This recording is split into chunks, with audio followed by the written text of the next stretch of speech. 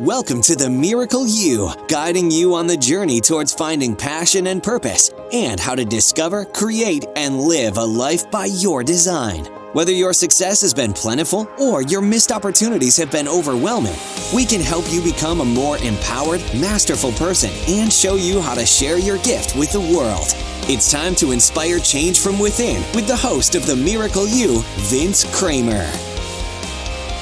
Hello, imagination. I'm Vince Kramer, your host, and welcome to the Miracle You, where you learn about the magic of living your life by finding the example in real life.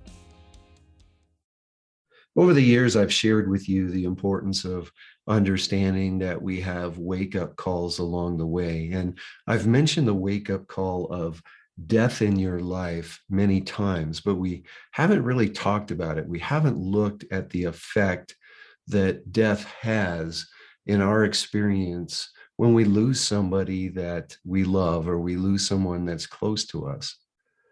Death is a part of life, as we all know, but that doesn't mean that it makes it easy for us. There's so many things that death represents. For some, it represents the loss of life and termination, the end of something. For others, it's the beginning as someone steps into moving into the highest vibrations of them. For others, it's abandonment and not feeling that the person that left you cared about you or will ever be there for you again. Death can affect us in so many ways. In many ways, it can define us. But if we choose not to let death define us, and we really choose to let it refine us, to help us be the best person that we can be, to open our eyes to new possibilities, to be that wake-up call for us to understand that we want to live life in a different way. We want to live life in an empowering way. We want to provide those around us all the gifts that we have to share with them and to open them up to the opportunities of their life.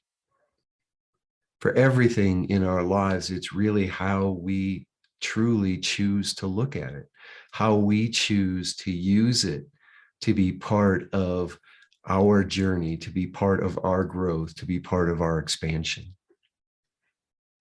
I'm with Erika Oley today. Erika is the host of the Surthrival Diaries podcast. She is also an entrepreneur, TV journalist, mother, American expat, animal lover, gluten-free baker, travel enthusiast, and bookworm. She's passionate about personal growth and discovery, as well as the mind-body connection and integrative health.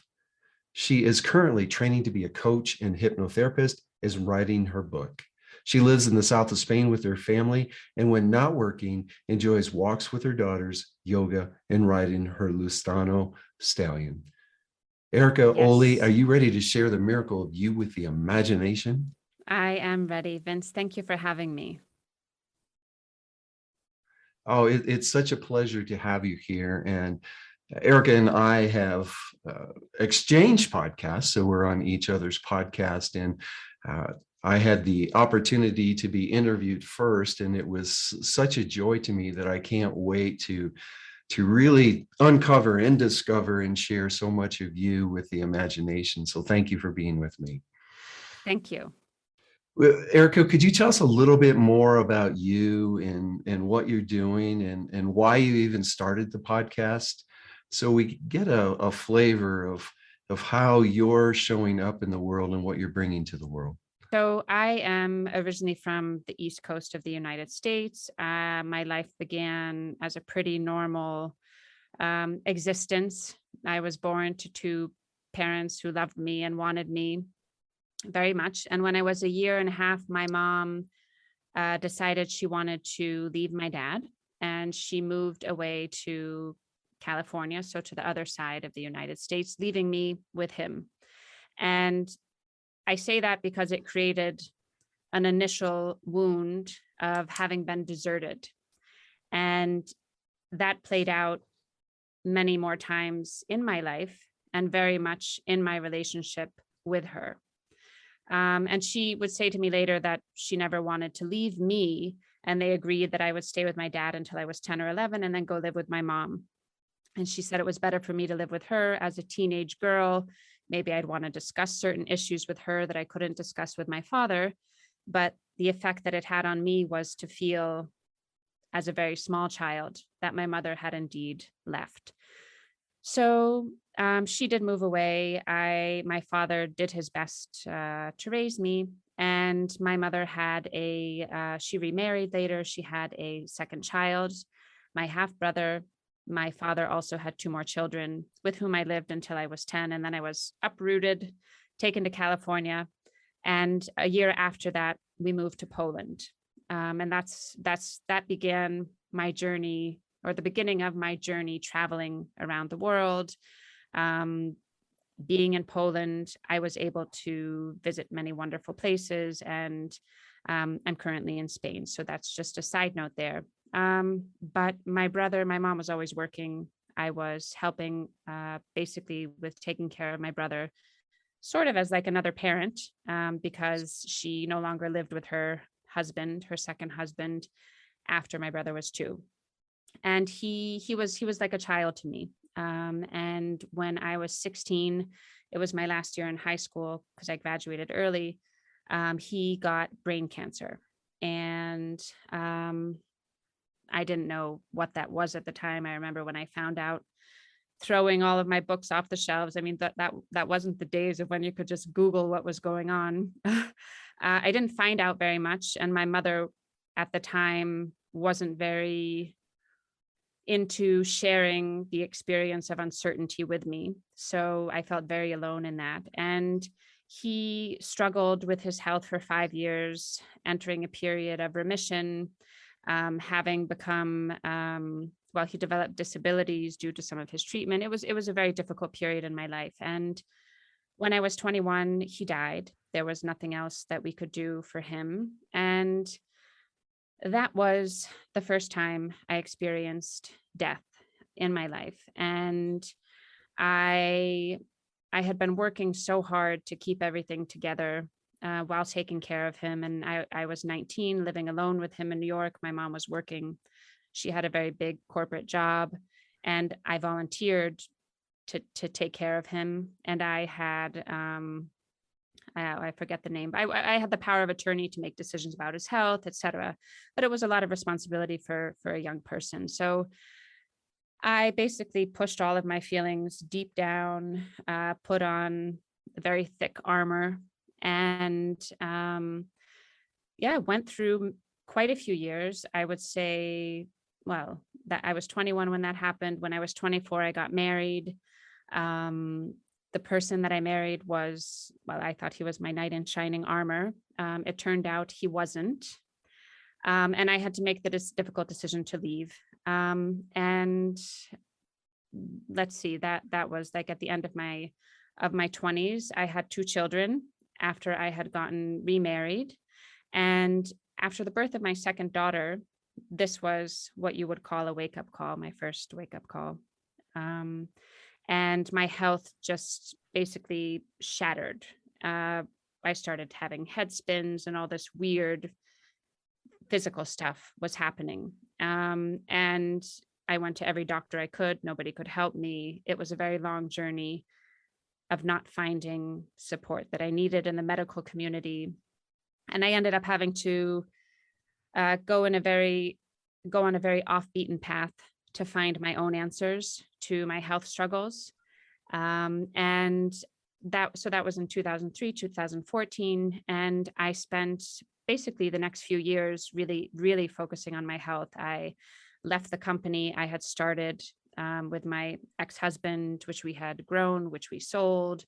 I just wasn't able to work or function. So that was a real pivotal moment in my life, but I still kind of really didn't listen. I just did enough to get by, I would say, but I wasn't really heeding the call of whatever was calling me. And in January of 2017, so pretty much exactly 5 years ago, my mother took her life, and she had been struggling with anxiety and depression And when she did that, I mean, I say there was my life before that and my life after that, and nothing was the same. And I didn't think I would survive for the first 2 years. And for the first year, it was really awful. And then a lot of health issues returned. Um, and it was definitely a very dark night of my soul. And I had to go through a lot of soul searching. I had to go through a lot of therapy. I went on a spiritual journey. I went on all sorts of diets, autoimmune paleo diet and a vegan diet and grain-free, gluten-free. I basically tried pretty much everything to approach my healing in a very holistic way. And I, in the meantime, had been doing various businesses when I was able to feel better. And by doing, I mean pretty much either investing in businesses or founding my own businesses.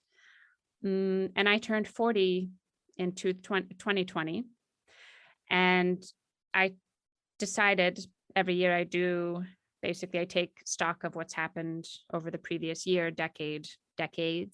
And I decided that going forward, anything that I was going to be doing, I wanted to make a difference with it. So the idea of the podcast was born, which it took me a while to learn how to say the name Survival Diaries, and everybody has trouble with it. But yeah, that's how the podcast originated, because I had felt so alone during my experience, in particular after my mother died. And there were so many feelings that there was just no container for.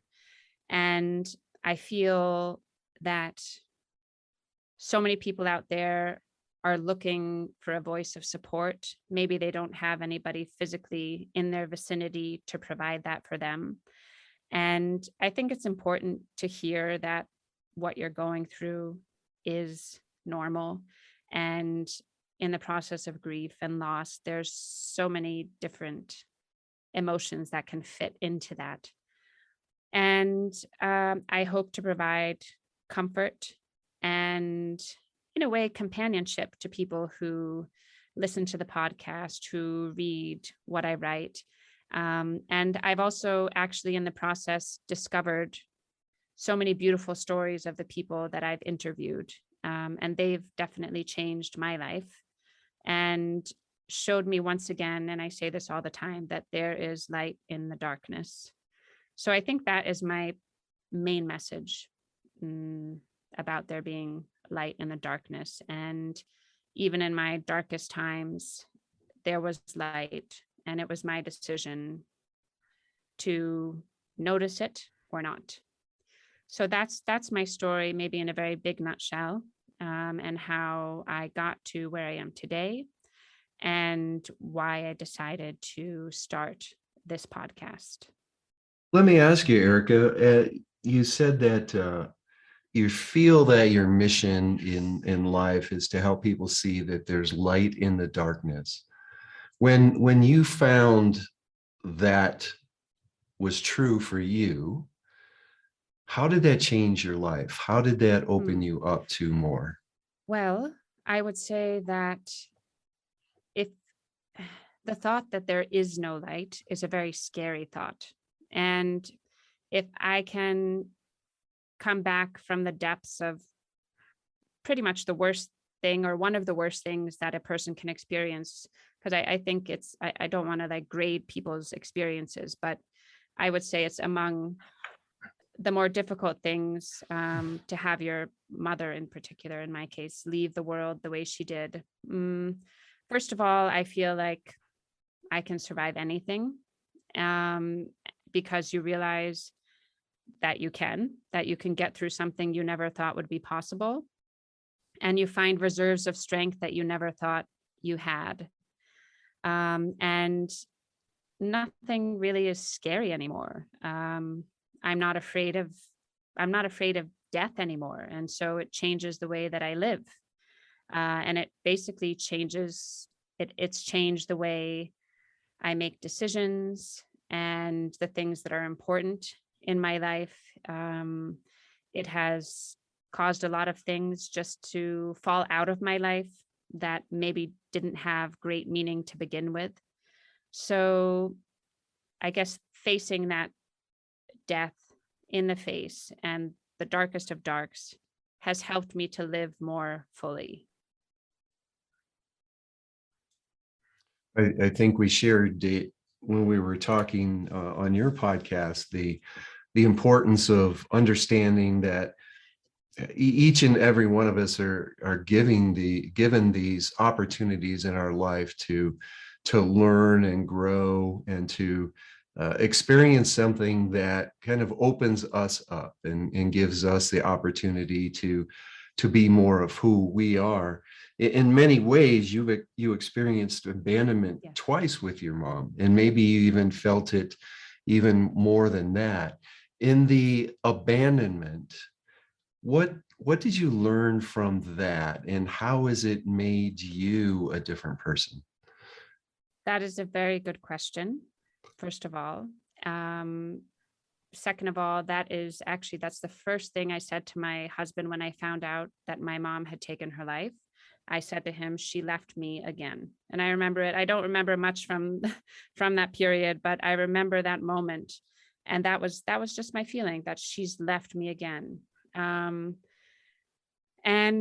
I don't actually know if I would have been able to process it if she had still been alive. I was able to, not in the very beginning, but after some time, get a little distance from her, because our relationship was it was very emotional, particularly from my side, because of the feelings of abandonment. And when I started to look at it with more space between me and her and what had happened, I realized that she did the best that she could at that particular point in time. And I stopped being angry at her. I realized that she was a person just like me, who was imperfect, because nobody is perfect. And I think that it changed the way I saw people in general. I've learned to give people more space to make mistakes, and it also extends to myself, that I'm also a person doing my best on this planet, and I have a right to make mistakes, and I can't expect perfection from myself or others. So I would say that abandonment basically had a lot of prongs coming off of it that really did, once I worked through it, affect a lot of areas in my life. We all do our best, and we're limited by so much that happens in our lives, the experiences we have, what we attract into our lives, who we attract into our lives, in many ways gives us some opportunity anyhow to grow and expand. But it is a journey, and along the way we get lost sometimes. Mhm. If I were to ask you what you learned from the loss of your mother and how it's changed you to bring Survival Diaries to the world, what would you share with us? So it's made me a lot less preoccupied with the little things. And I love thinking about, talking about things that really matter, things that make a difference. And I would say that through that loss, like the relationships in my life that I choose to uphold and choose to develop and deepen have become so much deeper. And there's just a different level of interacting with other people that I've discovered after that, I would say. And I'm not interested in superficial connections. And that extends to my children as well. I also think that we have a deeper level of communication. And I believe that I'm different as a mother in terms of I savor every moment much more than I did before. And I hope to share that with people, to show them that the little things are unimportant. And sometimes my daughters will ask, or they'll come to me with an issue and, it's a really big deal for them. And I'll ask them like, well, are you going to remember this when you're 20? And they're like, no, probably not. And I'm like, well, so maybe it's not that important. So to be able to look at things from a more bird's eye view and find a little distance from the things that used to set me off or stress me out. I just have a very different perspective on those things. So your experiences have helped you connect better, your communication's much better. You're looking at life in another way. Would you say that your co-creation in the abandonment, and especially the experience of losing your mother then later in life, that co-creation was to help you understand those connections, or is there something else in that creation? Hmm. I've never thought about it in quite such a way. It's an interesting way to look at it. And I've actually, to be honest, I've never really thought very much on like my co-creation of the abandonment. And I would say if you were to ask me that question, and if I were to think about it, I would say that, yeah, I think it definitely, particularly in the relations with my kids, has very much affected the way I am as a mother. And as I believe that my children chose me to be their parent for whatever reason they are here for, I think that my relationship with my mother, my role in the abandonment, that definitely very much influenced me as a mother. And then her death helped me connect to my kids in a new way. So maybe it not only contributes to my life and my relations with people, but also has a trickle effect, and it will also influence the lives of my children, who have been taught to communicate in a deeper, more authentic, and completely different way than before. Now, that's so important to give our children that experience and that understanding. And of course, it's coming from a place of you're doing the best that you can in the situation and scenario. And there'll be learning and growth for them along the way. One of the things that we share at Imagine Miracles is the importance for each and every one of us, first of all, to understand that we're the creators of our lives, but that to look at life in the way that you're looking at it in a lot of ways, Erika, of knowing that your mother did her best, and her best sometimes wasn't what you needed in the moment. But when we do our best, then there's a tendency for us to not have compassion when we don't think it's good enough, or we don't get what we believe the outcome should be. And even worse than that, we have trouble being empathetic with ourselves. We have trouble stepping into our own shoes. How did your experiences help you with that? And how do you think that it's going to help you live your purpose in life, your mission? Mm-hmm.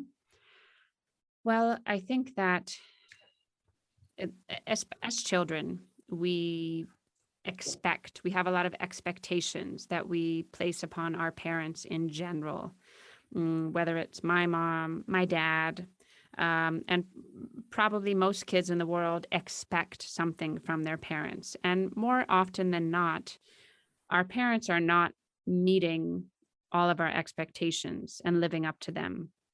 And I think when we are really able to, and I've done the same with my dad as well, because he wasn't perfect, but being able to see what role he played also in the issues with my mom, my dad played a role in those issues. So realizing that everybody's coming from that place of trying their best.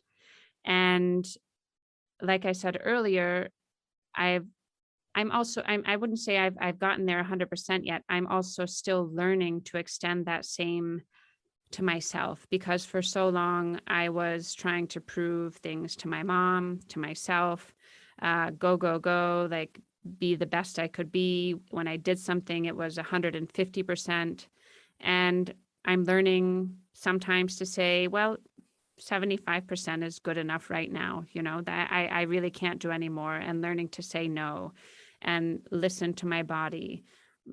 So I hope to also be an example to other people that living like that is perfectly acceptable. And sometimes living 75% of the way, or going 75% of the way, can get you a lot farther, because if we push ourselves way past our 100% all the time, at some point we're going to burn out in one way or another, whether it's a physical burnout, an emotional burnout, a relationship collapse, or the loss of our lives as we know it. And sometimes slower really does win the race. And in being slower and softer, we can also hear more, whether it's listening to our bodies, whether it's listening to our intuition. So I learned, and I am learning still. This is a constant battle for me, actually, to slow down, because I want to do so much, and my body tells me, like, Erika, you really can't. Like, you can't push yourself. You can't have another call today. You can't sit another hour in front of your computer. And it's learning to find that very delicate balance of trying to listen to what my body is saying and the signals that I'm receiving from myself, from outside of myself. So I hope that answers the question in a very roundabout way. It certainly does, and I think the way you shared it is so important for all of us to understand. We're multidimensional beings, and in that multidimensionality, we're getting promptings, we're getting messages from our body, from, as you said, from higher self. We're getting the messages to help us on our journey, and we have a tendency not to listen. And when we don't listen, that's when we end up getting ourselves in a vibrational spot where we're not making the difference for ourselves, which then in turn means we're not making the difference for others. And you've learned to have such a healthy relationship with death, because death seems to be one of those things that's a wake-up call that actually we have trouble stepping out of and stepping into more of who we are. What was your experience? Because I know you lost your grandparents and your dad in a very short period of time, very close together. And then with the loss of your brother early in your life, the loss of your mother, how has death come into the survival diaries? And how has it come into knowing that you're here to help hurt people in a certain way? Mm-hmm. Well, there's something, it's a quote of a woman that I interviewed for my podcast, and I'm releasing the episode with her in 2 weeks, and she's a grief counselor. And she said that death can either refine us or define us. And that very much resonated with me when she said that, because I have very much let death and the experience of death repeatedly. I also just lost my best friend at the beginning of last year. So the repeated deaths that I've experienced have definitely refined me and not defined me. And I think that we can all let death play that role in our lives. And of course, it doesn't happen the day after we lose somebody. There's a definite period of just mourning and grief that we have to go through. But at a certain point, we can make the decision to live a life that is colored and tinted by death, or use that death to provide transformation and in our lives, to provide transformation in our lives, and for it to teach us how to live. And that's the road that I've chosen for myself. And I know that I could die tomorrow. And I very much think about life in terms of death, but not in a depressive way, but rather in a we don't have a lot of time way. And because of that, I will seize the day and I will have fun. So I would say that is how it's very much tied into Sir Thrival Diaries and the thriving part. And that beautiful quote about death refining us. How would you say that your daughters look at death differently than you did at their age? Hmm. Well, at their age, I had no experience with death. That's one thing. And they have spoken with me about it many times. And, they've spoken about my brother, my mother, my best friend. We've had many conversations. And I don't know because they're 8 and 10. And so I don't yet know if they're aware of the definitive part of it so that they'll never see my mom, again as she was. Although sometimes when the lights flicker, they're like, "Oh, grandma, that's grandma." So they're very open to the other side. I don't think it scares them because it's not a topic that I've avoided with them. But I also let them guide the conversation around it. I don't like force the topic onto them. And they're like my biggest fans with the podcast.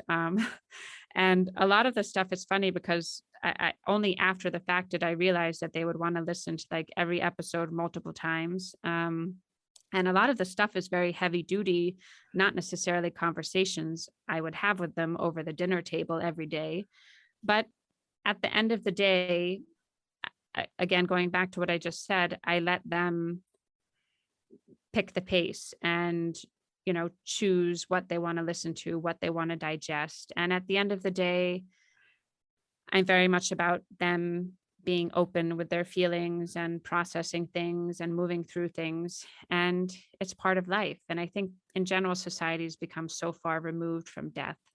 And I don't think it's a very good thing. So I would say that that's how death is present in our lives. And hopefully they will grow up having in the back of their minds that, life isn't that long and that they should also do what they love and follow their heart and, pursue their dreams.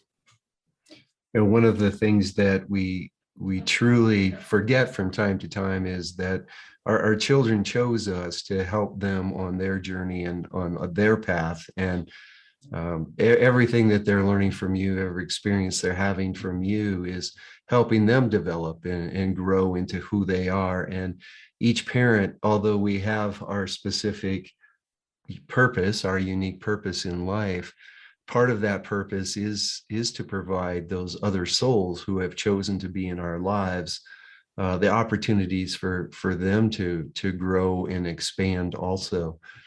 Speaking of Yes. that, what would you, believe it or not, we're at our end of our time together.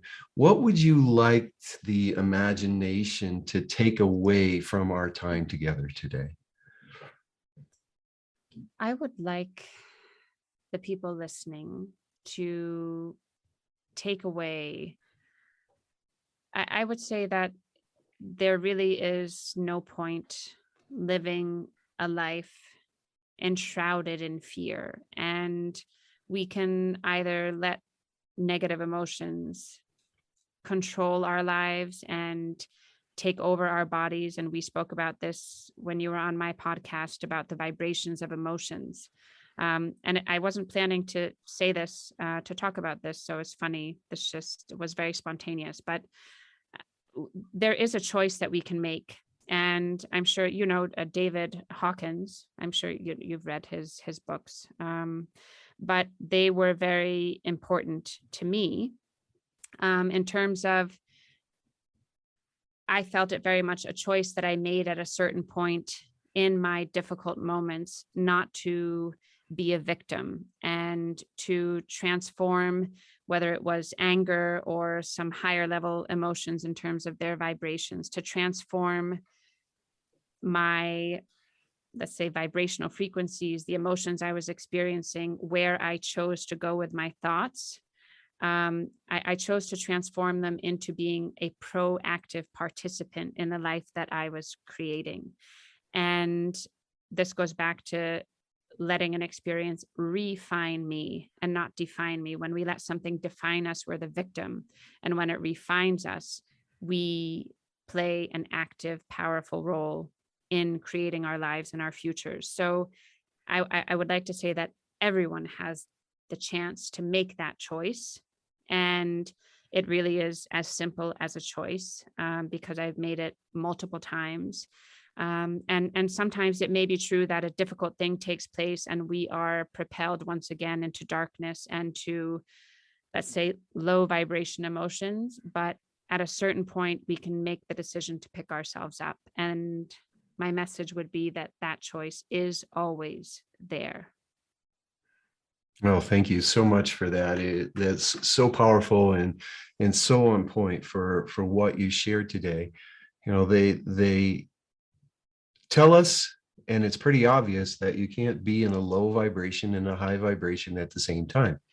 You're either going to be in a high vibration or a low vibration, but that doesn't mean that life doesn't provide us, the universe doesn't provide us opportunities for us to learn what we want by understanding what it is that we don't want. And sometimes those lower vibrations are the most powerful ones in us developing our gifts and talents in a way that truly can help us help others along their journey. So thank you for sharing that, Erika. It was so on point, as I said, in helping us really understand that we are the creators of our lives, and in that creation we can choose to find the refinement in everything that we do. Could you tell us how people can get in touch with you and learn more about the work that you're bringing to the world, and how to get in touch with you about the podcast? Sure. Thank you for asking about that, Vince. I am pretty much at the same handle, so it makes it easy everywhere. I'm on Facebook, Instagram, and I have a website. The website is just www.sirthrivaldiaries.com. And my handle on Instagram and Facebook is Sir Thrival Diaries. So that's the name of the podcast as well. And I'm available on Apple and Spotify. If you want to send me an email, I'd love to hear from your audience. It's hello@sirthrivaldiaries.com. So those are the ways that anybody can find me. Very, very reachable. I'll make that all that information available on Erika's show page. Just go to themiracleyou.com, look for Erika's episode. All that information will be available to you.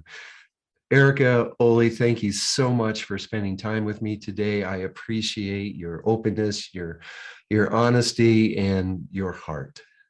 Thank you, Vince. It was a pleasure to share with you. And once again, I really enjoyed our conversation. On behalf of Mary, my wife and business partner, the entire team here at Imagine Miracles, we want to wish each and every one of you a miracle day.